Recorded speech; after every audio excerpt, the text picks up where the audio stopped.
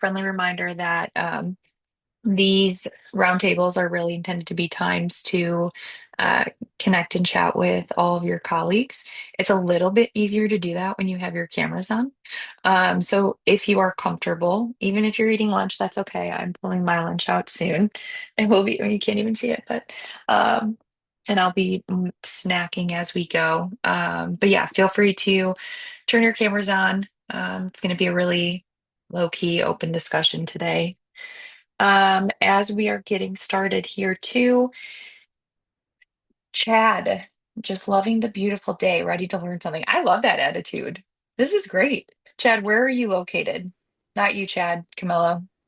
Chad Linnebury. Probably said that wrong. Lansing, Michigan. Okay, the reason I'm asking is because I'm in the Chicago suburbs and it's absolutely beautiful here today too. So, all right. As everyone continues to log in, I will go through my typical spiel. Before I do that, who all is here for the first time? Who is Alma? Nice. Beth, nice. Sage, great. If you could put in the chat or if you want to unmute how you heard about membership masterminds in this roundtable, that would be awesome. Really good feedback. So for those of you who are new, again, this is the membership masterminds community. So it is powered by PropFuel. My name's Brittany. I'm a senior marketing manager here at PropFuel. But really what these roundtables are intended to be are, and what this community is intended to be is a free space for association folks to meet and mingle and chat with others in the space about problems that they're going through, things that are working, things that aren't when it comes to specific topics. All of the topics that we talk about are all picked by people on the call prior to this. So that leads us into today's topic at hand, which is member benefits versus features. To give some background as to how this was brought up, somebody was talking a little bit about advocacy on the last call, and the question was, is advocacy a member benefit or not? Saying that it's something that everyone, no matter their membership status, technically gets access to, because the association is speaking on behalf of those in the field. Um, so yeah, I'm interested in hearing what people want to chat about today. I'm going to mute myself so that I open the floor to you all. But yeah, what's on your mind when it comes to membership benefits, membership features, how you're pitching what your association has to offer?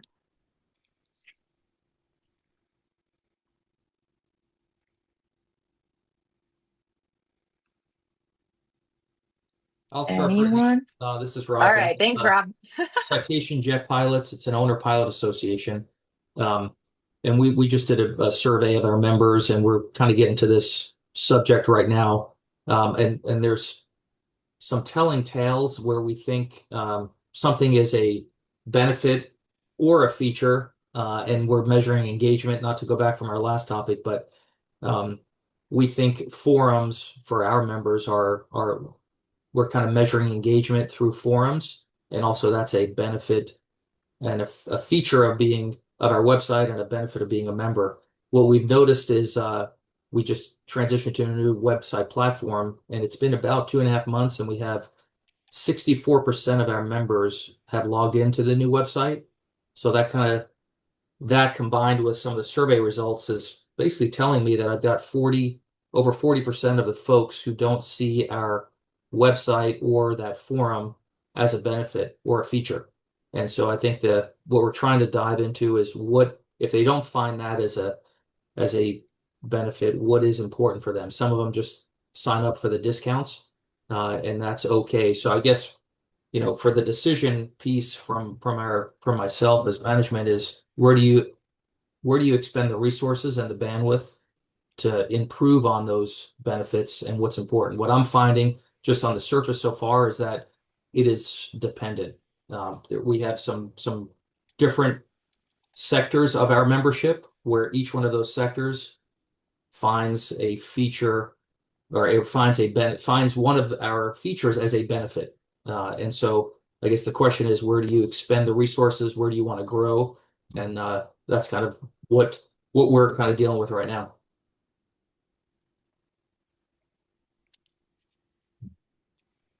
Is anyone going through something similar here? Or does anyone have some feedback that they can provide to that? Hi, Brittany. I'm sorry I'm not on camera. Hi, I'm Janet. No outside. worries. I'm outside walking because I've been in meetings since 8 o'clock this morning. Love it. But Get the steps in. yeah, this is a very actually interesting conversation to me because as I've been sitting here listening, I'm like, okay, what do I think of as a feature and a benefit? I'm like, yeah, okay, advocacy is a good idea. So it's something they don't pay for, but they get it. And then whoever was speaking last, I'm like, oh, the website. I hadn't really thought of that in general. But another sort of added twist to that is we offer a lot of things for free, not really related to because we're a science organization, so we want to have a lot of open science and share that information as widely as possible. So I hadn't really thought of that, and then I was thinking, well, maybe a feature is something you really can't measure very well, like advocacy, how much members are valuing that or not. And so I guess I was looking for even more clarity about how you define a benefit versus a feature, and is there any one set rule for that? That's a great question. Does anyone want to take a stab at that? Because this is, I think, where we get kind of stuck to is like, what is a feature of membership and what is a benefit of it? And right, like a benefit is something that actually does something for the member, right? This is going to benefit them in some way. And when you talk about it as a member benefit, it's something that's specific to the member, meaning if I am a prospect, I don't have access to that. It's not going to benefit me in Right, this way.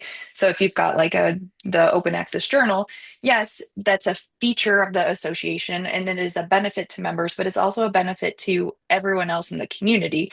So right, I think the real part of the conversation is like, where are we getting stuck as association professionals trying to pitch membership and trying to sell benefits that aren't really technically member benefits because they benefit the whole community or they benefit people beyond like prospects as well.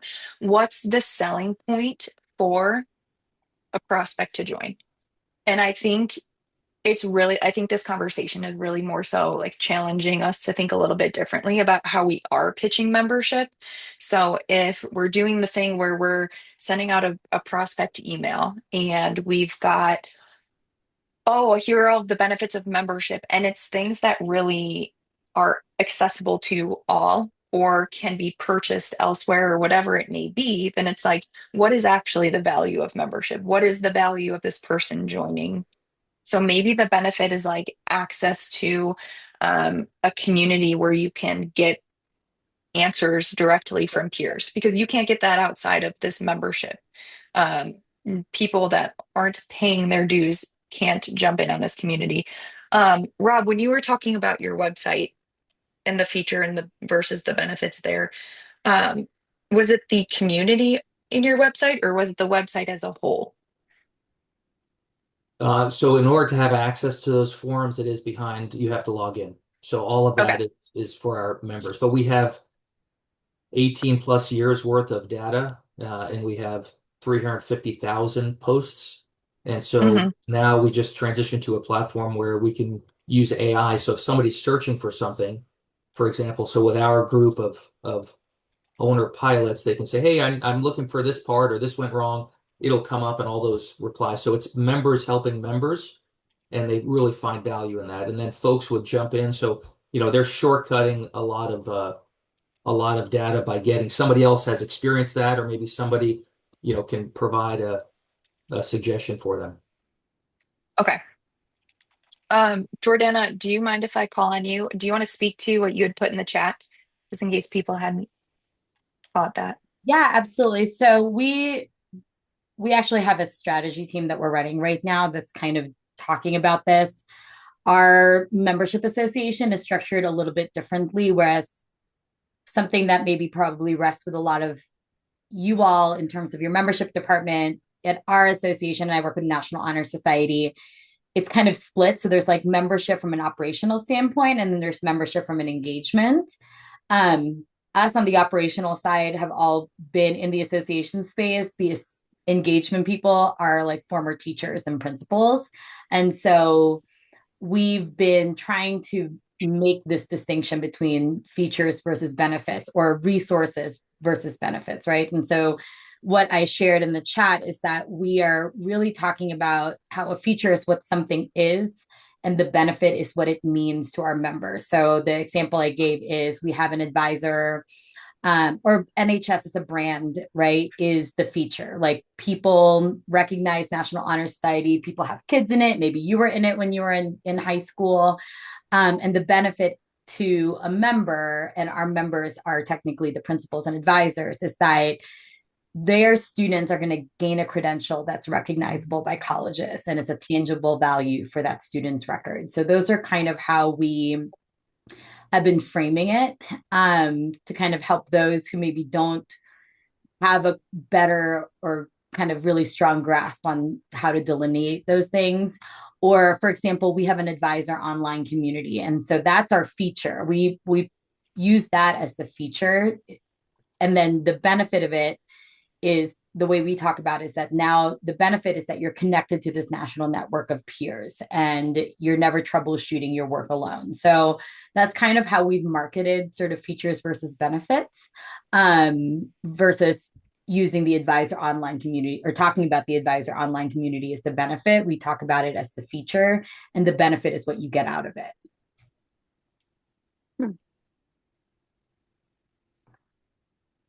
I like that. Thanks, Jordana. Does anyone else have feedback on that? Thoughts, questions? I see we have some things going on in the chat too, so I'm likely going to call on you. Just a heads up. Jenna, so you had mentioned that this was part of your strategic planning a few years ago. Are you comfortable jumping on and speaking to that? Yeah, Thank you. yeah, absolutely. So we were going over our value proposition, which is how it came up with our board of directors, in our strategic planning.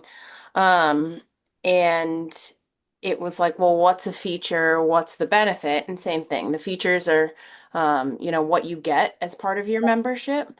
We're a trade association for the printing industry, and part of everyone's membership is that they get a 4-hour free plant review from our safety consultant. That's a feature of your membership. But the benefits are you're not getting audited by OSHA, you're not getting the fines, workers feel safe in the environment that they're in. Those are the benefits. So we kind of reframed that to go with our value proposition and our mission more, and now we refer to them as solutions for everyday problems that business owners face. And that's the marketing campaign that we're in right now, this shining a light on solutions for both prospects and members, to drive them to the different aspects on our website, that are the features so that they can discover the benefits for themselves.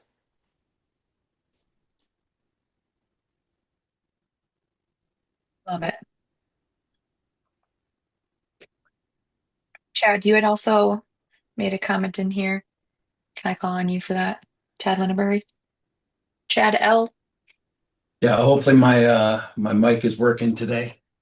It is. All right, great. So yeah, so we're a construction trade association, and so when people ask me, what are the benefits? We have several resources or features, right? But it depends on what they utilize, would be their benefit. Because if they just pay their dues, then they get the benefit of being in the directory.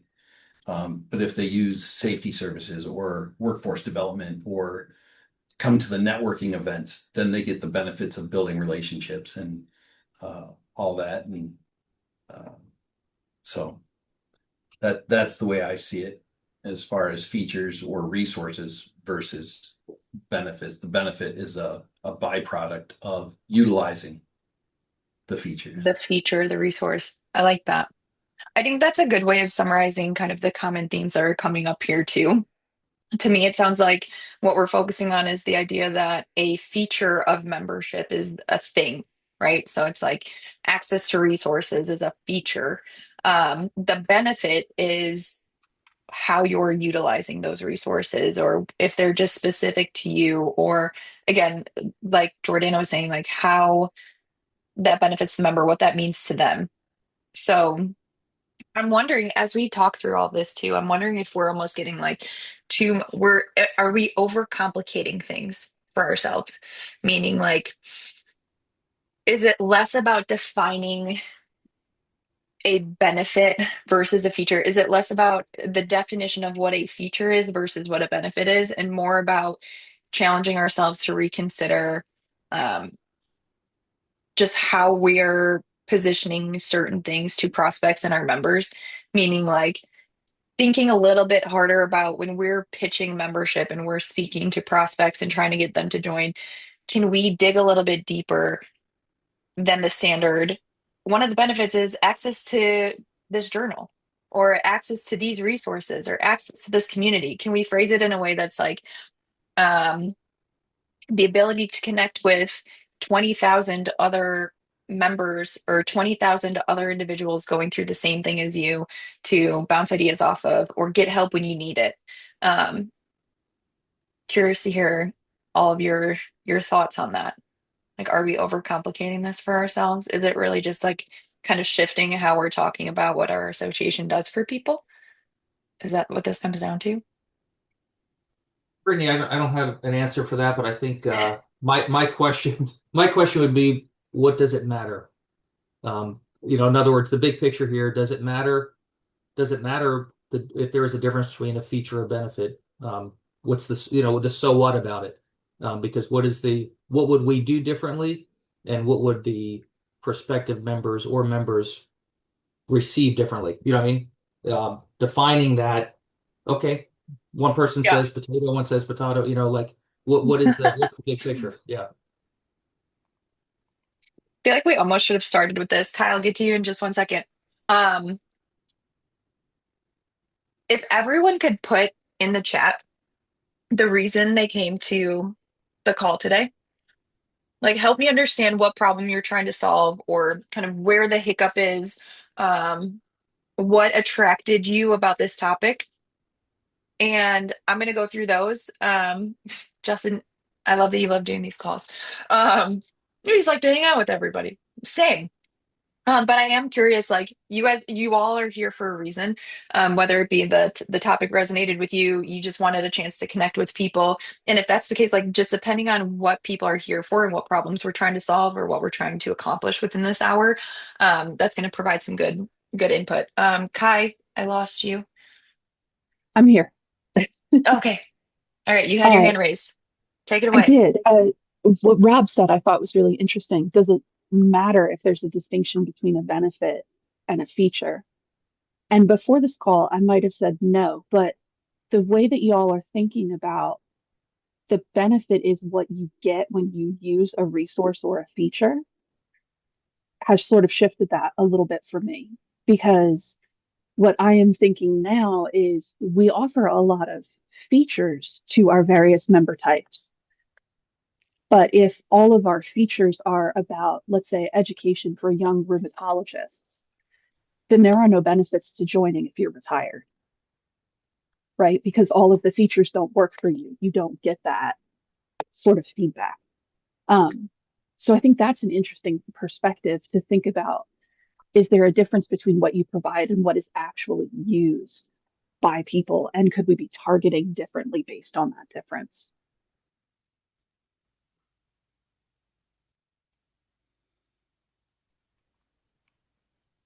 Any thoughts on that, team?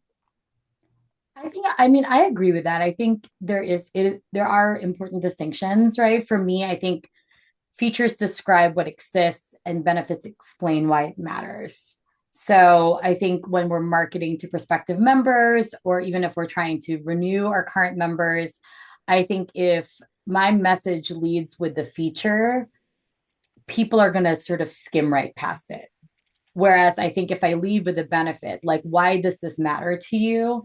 I feel like it might give them a better reason to act on it. So act on either joining, act on renewing.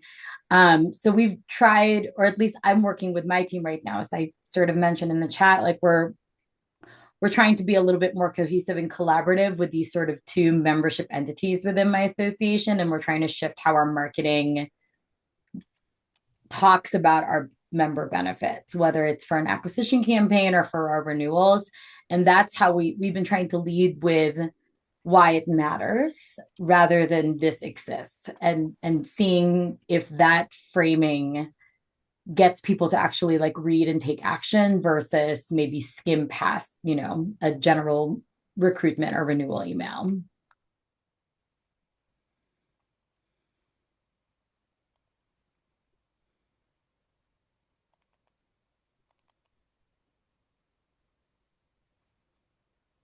Other thoughts from the team? Feeding off of that. Okay, so going through the chat, I'm seeing that there are a handful of folks that were interested in learning like how people approach features versus benefits, how they define that, things like that. Um, if this first part of the conversation didn't hit home yet, or if it didn't help provide some clarity, uh, go ahead and put that in the chat or go ahead and come off mute, raise your hand, whatever it may be. Uh, it would be interesting to see if there's more that we can dive into there. Justin, I agree. I do think you guys are a little shy. It's all right. I used to be very shy too, and even sometimes on these calls, I'm feeling a little bit like silly, but it's okay.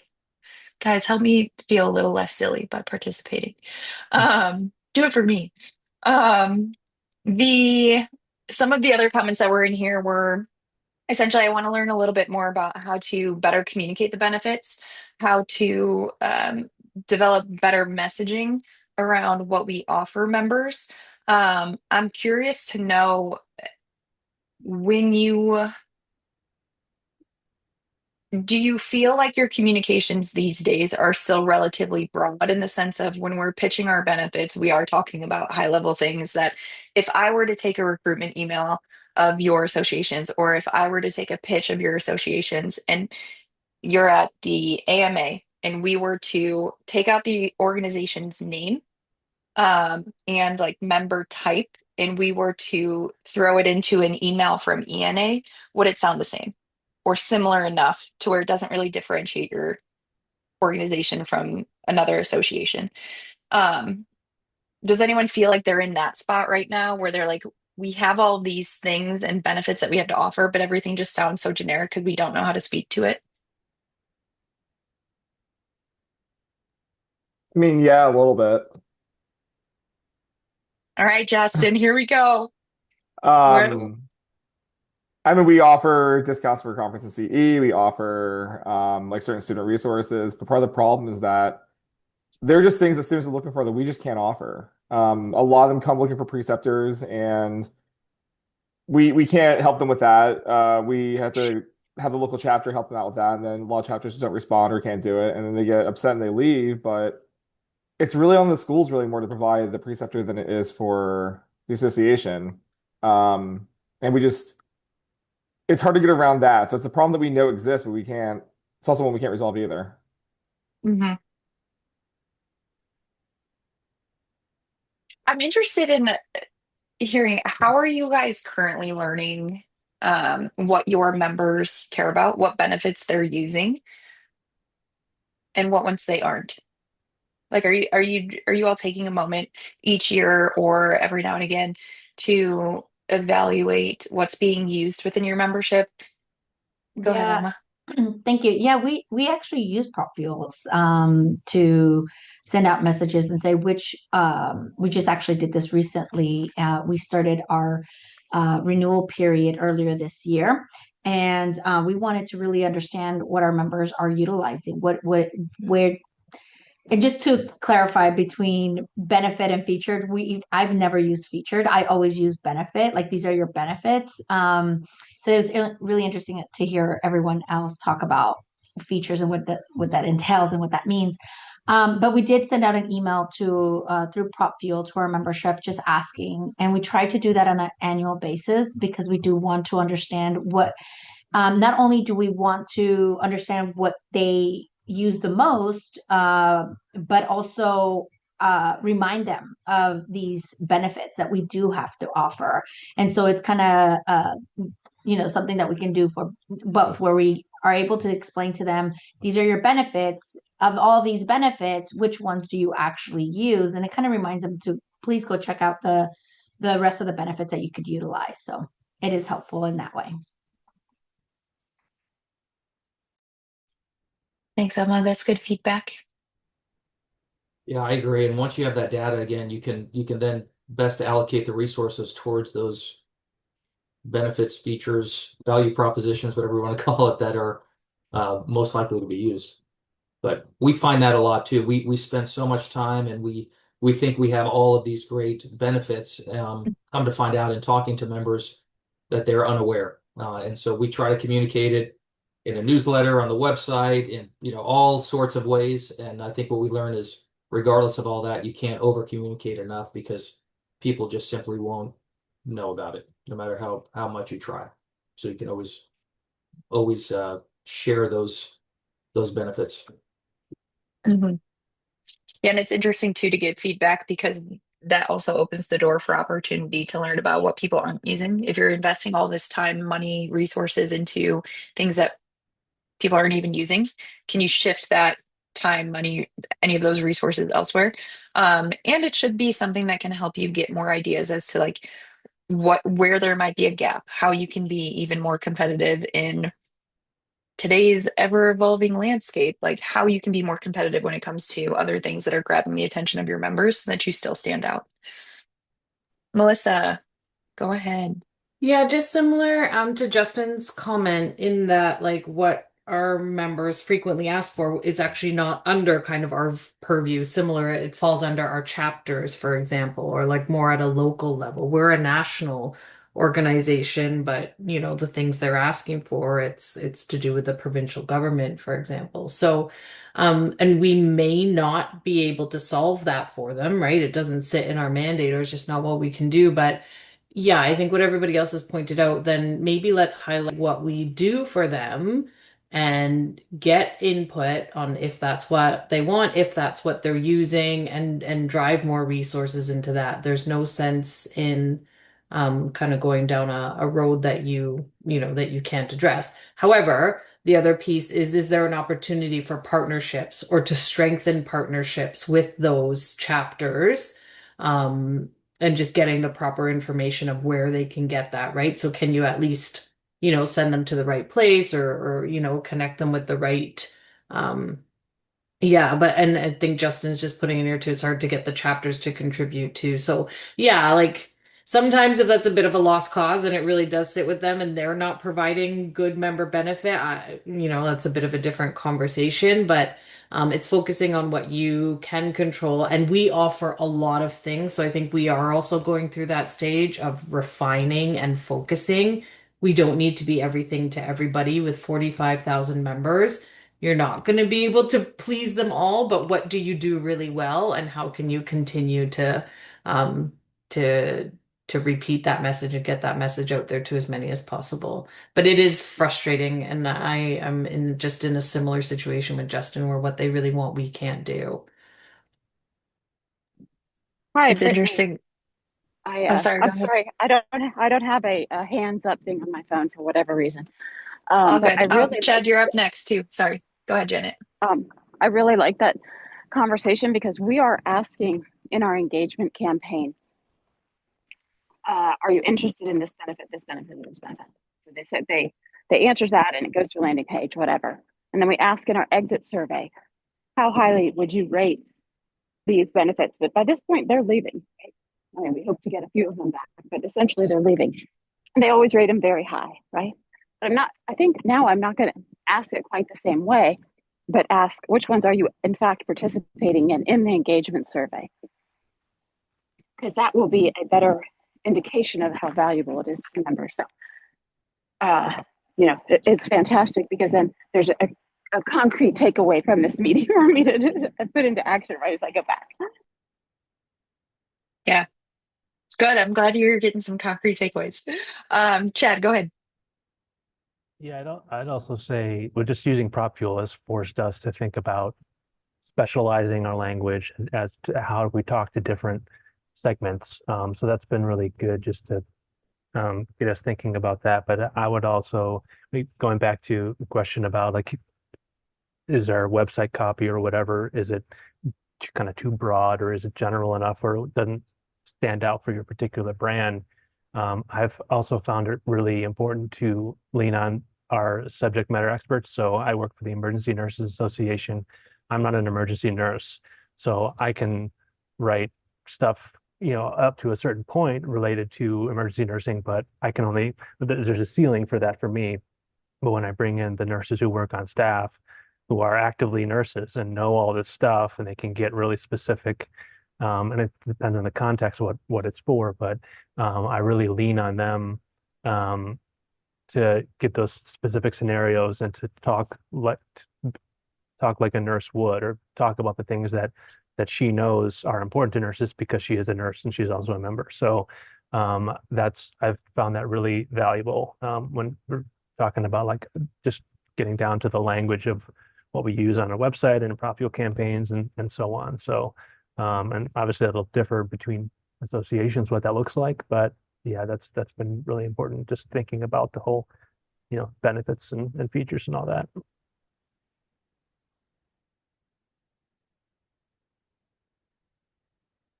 I love it. That kind of segues into, unless somebody has a comment or question, segues into one of a question that I had typed out, which is when you are introducing new benefits, if you are introducing new benefits, I would be I'm interested in knowing whether or not people are doing that. Are you introducing new benefits? If yes, how are you doing that? Like, where are you getting the feedback and the data from? So, like, similar to Chad, how you're kind of running your messaging and your benefits by actual members, and getting that feedback of like, does this sound like you? Does this resonate with you?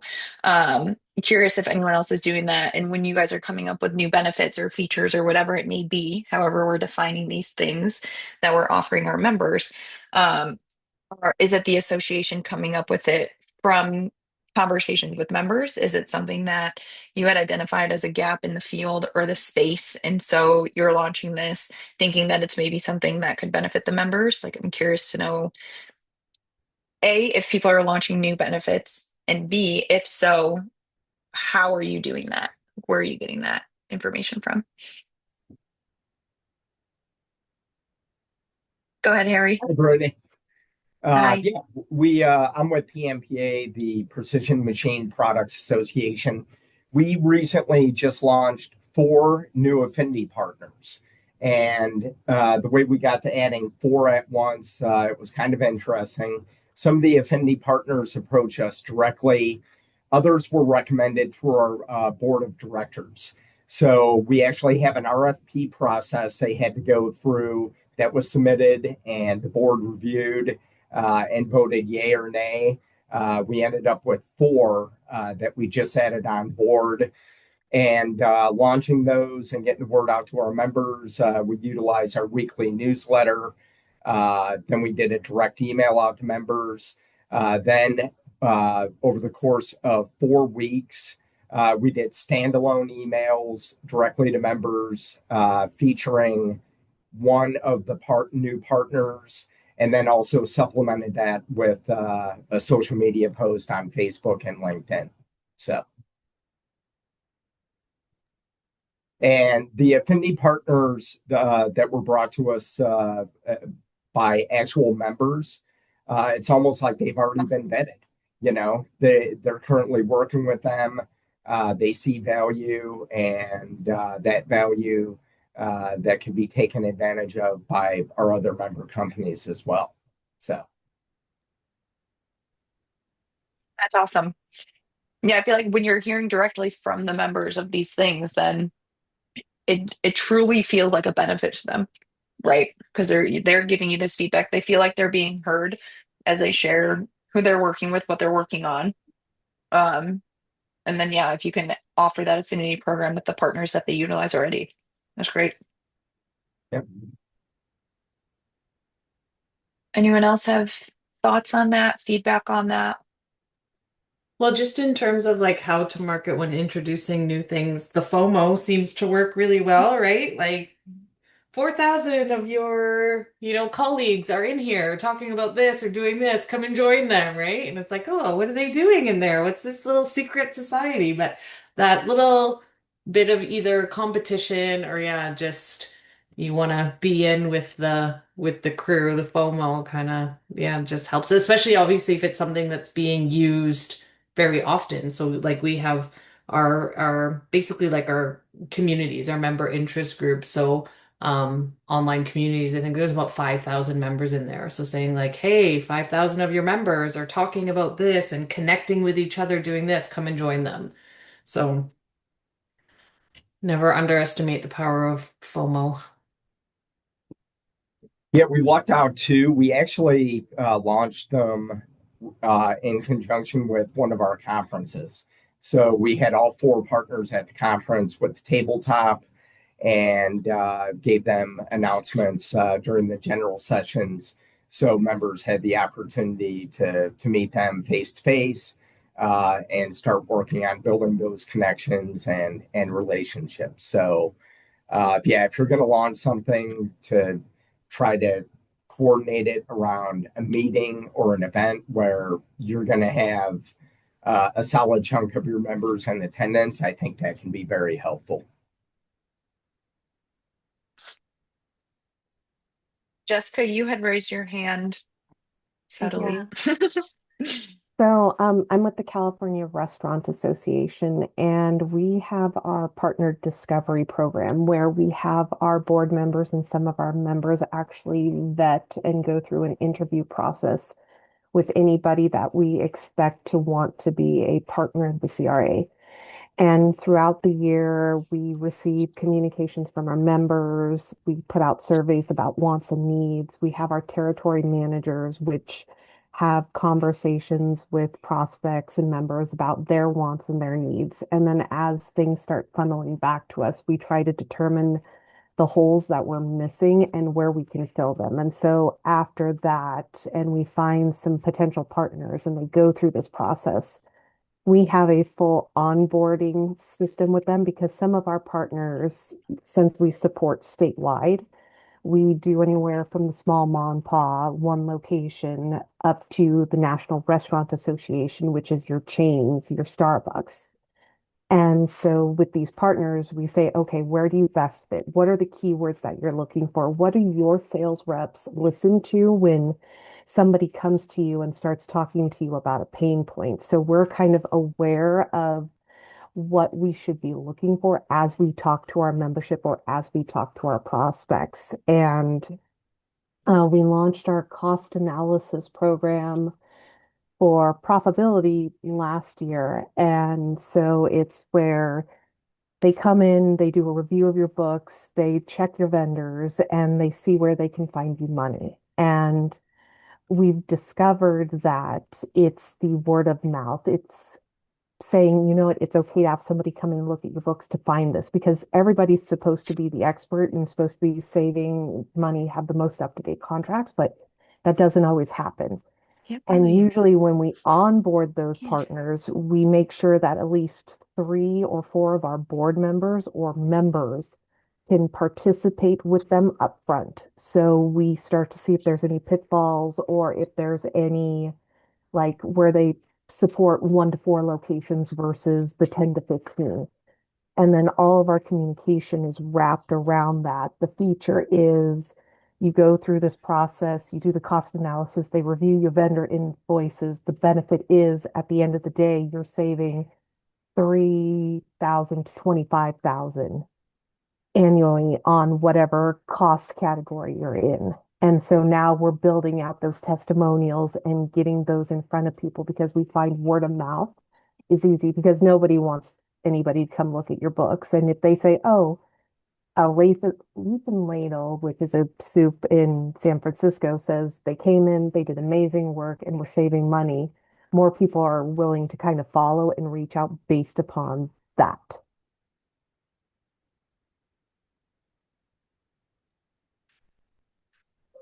How long did that take you? Um, so we had took about 6 months, and we've Okay. been building up, and we're launching the testimonials now. And we're actually kicking that off next week, where we bring in You're Not Alone. Don't feel like it. We're here to support you. This is the feature that you're looking at. And we're targeting prospects also, because what we've realized is that prospects are like, well, if you can help me save money, that's a reason for me to become a member. So we're tying membership Mhm. into it. So if they save, they get a membership for 99 instead of 485. So we're figuring out like those, like that introductory rate in those conversations. So But you're it is giving a membership slow for, approach. Yeah. sorry, you're giving membership for $99 instead of 485. Yeah. So, and usually how we come up with those numbers is that because since there's a cost revenue back to us for like the savings, so we get a percent of that, it equals out the 485 in membership Mm, or plus some. We also have a partnership with employers where we offer a $99 membership for anybody who's on employers, but they get a 5% credit towards their policy. mhm. So it's those benefits and those features that as a member, you get a discounted membership, but you also get that 5% credit, which can save you sometimes thousands of dollars on your employer workers' comp policy. So it's figuring out Right. how to have those conversations and who are their actual target, because not everybody matches with employers. Not everybody will fit for the categories in the cost analysis. So there's a lot of research that we do, so we make sure we have those right conversations. Hmm. Yeah, I think that's a good reminder that some of these things take time too. Yeah. Like it takes time to go through and get feedback from others and learn about what's working for people, what isn't, what they are actually considering a benefit, what isn't, Mhm. doing the math, right? So that's a very good reminder that some of it takes time. Well, and it's a team effort amongst Yes. all departments. Business development is working with our accounting, which work is working with me under the marketing comms technology to make sure everything functions. So open dialogue is amazing, especially when you're getting ready to launch a partner or launch a new feature, because you need to make sure all your ducks are in a row for it to work. Hmm.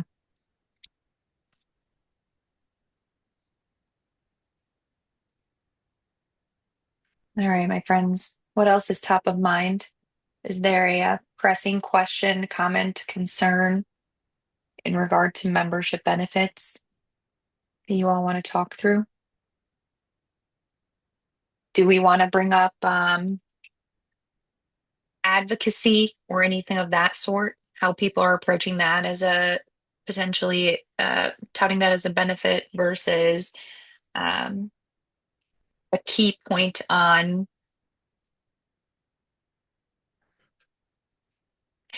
I am interested in actually how people are approaching advocacy.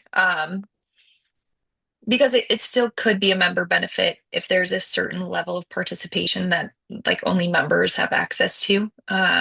Melissa, go ahead.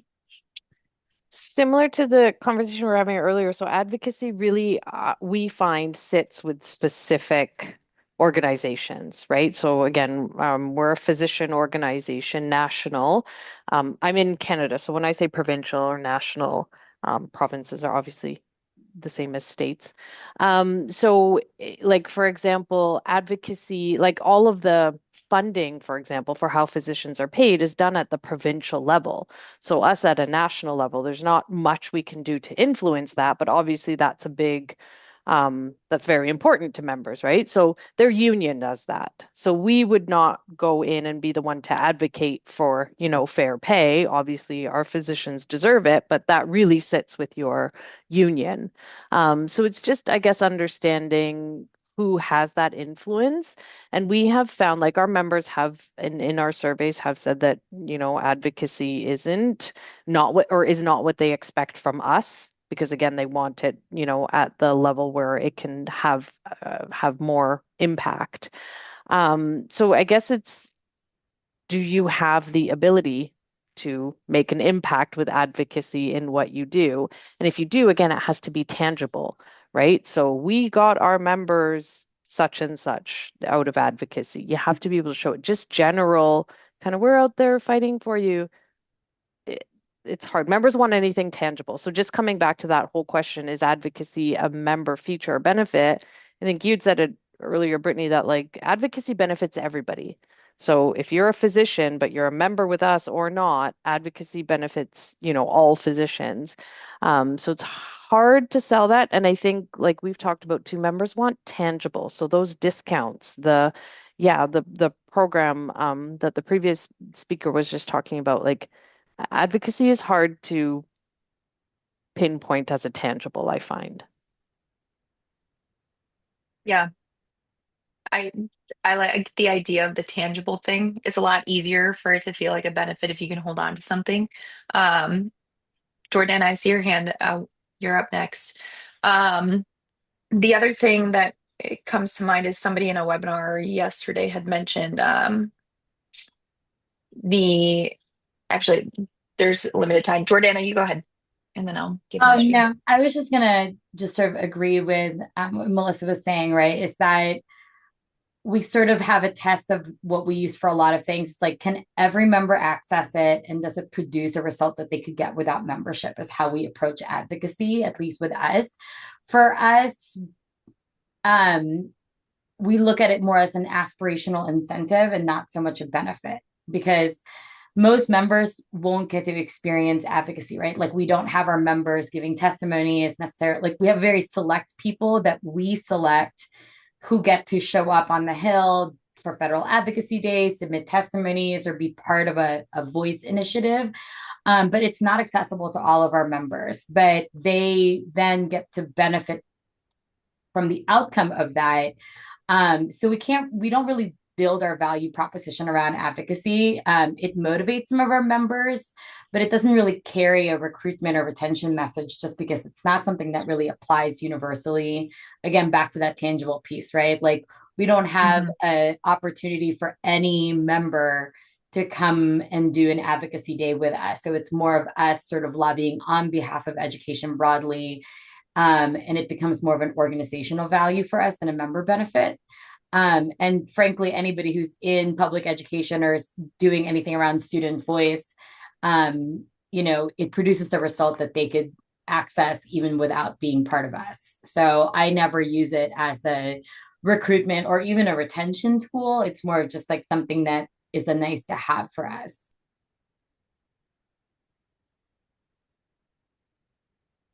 Awesome. Thanks for that. Um,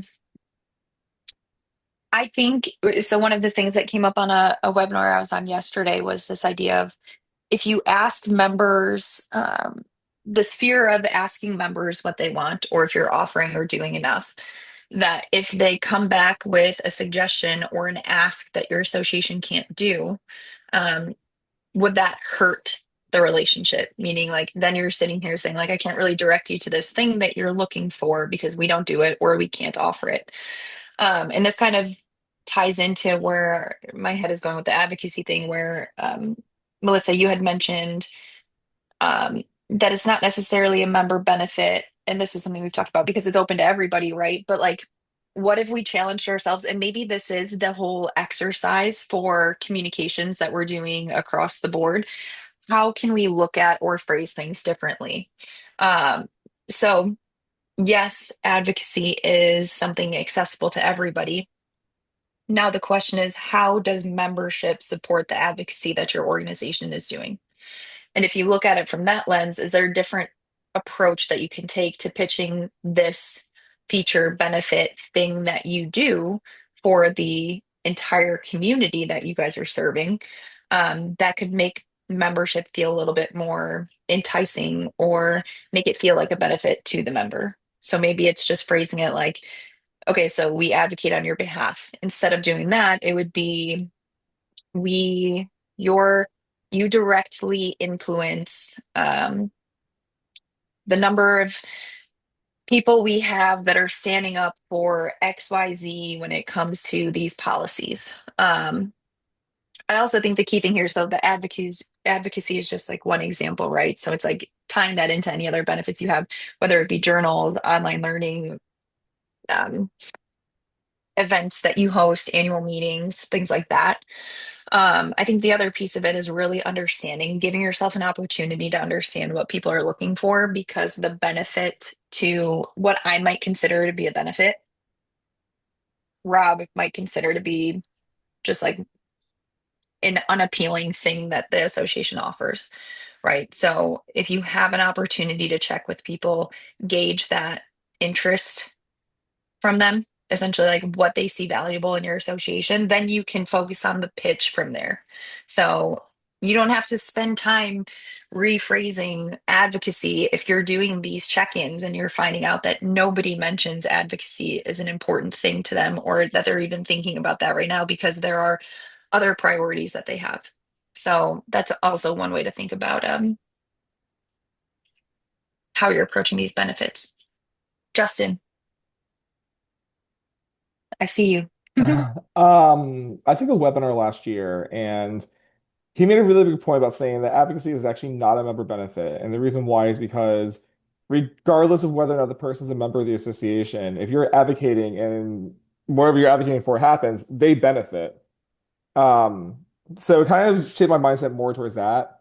I will say that like our association does a lot of events on Capitol Hill. We keep them in the know about what's currently going on in health policy. And we try to give them the tools to really become better advocates in their own community, so they're advocating themselves. But the actual, tough legwork, we have a lobbyist who works for us and everything else too, isn't exclusively a member benefit.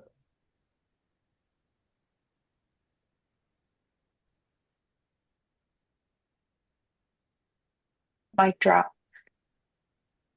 Go ahead, Harry. Yeah, I think it depends upon the industry that you're tied to as well. I mean, we're in manufacturing. We do DC fly-in through our lobbying firm. We do a monthly public policy webinar update, and it brings important information to our members, especially you can imagine the last year or so with the tariffs and everything that's been going on there. It's just been completely nuts. But on top of that, our lobbying firm actually gets us a monthly grant tracking matrix. So it breaks down from the federal level on down to the state level. So when I'm talking to people, I definitely, I hype up the advocacy and focus on the legislative and regulatory updates and guidance that we provide to our members. So, and I'm sure some other industries it's a little different, how involved they Mm-hmm. are in DC and how deep they get with Yeah. policy and everything. So just my 2 cents. Yeah, that's very true. It's going to have a more weight in certain industries and areas than in others. All right, all. We have 6 minutes left. So before we go, um, if you have a topic in mind for next month, if there's something pressing that you would like to talk about, if there's a problem you're trying to solve, or just something of interest to you, maybe something new that's popped up that you're very interested in, I'm always reminded that renewals, onboarding, recruitment, and like win backs are always very important and hot topics because things are changing constantly. And members are big revenue drivers for most associations. So even if it's a topic we've talked about before, if you want to talk through it some more, maybe through a different lens, let us know. You can come off mute and say it out loud, or you can just put it in the chat. Justin, is that a question for today, or is that a topic for next? For next time. Okay. So NPS, love it. Um, Any last thoughts? Oop, who's yeah, jumping on? sorry, that was me. Just one No, go thing, for it. consideration for future is like we have a arm of our association that's also compliance. So like you have to meet Mm. these requirements. So sometimes you're the police and sometimes you're, I'm here to support you and we're your friends. So like how do you sometimes square those messages when you're having to scold your members? Awesome. Thank you. All right, everyone. Any other thoughts on membership benefits and or features? Any last minute pressing questions? Otherwise, I'm going to let you all go with a couple of minutes to spare. Thanks, everyone.